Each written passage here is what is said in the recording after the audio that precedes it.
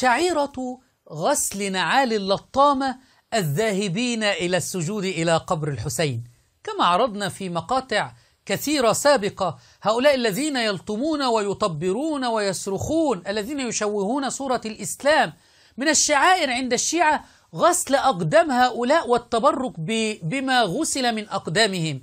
سنرى الآن شرطي سيستاني من أتباع السيستاني ويوقف هؤلاء من أجل أن يغسل أقدامهم متبركا بغسل أقدام هؤلاء اللطامة.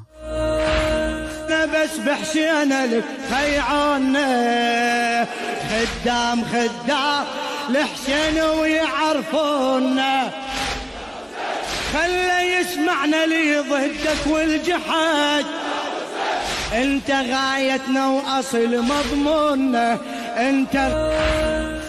أي ذل وهوان أصبح لهؤلاء الجنود منذ أن أصبحت العراق تحت حكم الملالي والمعممين. شعائر حسينية أم وساوس شيطانية؟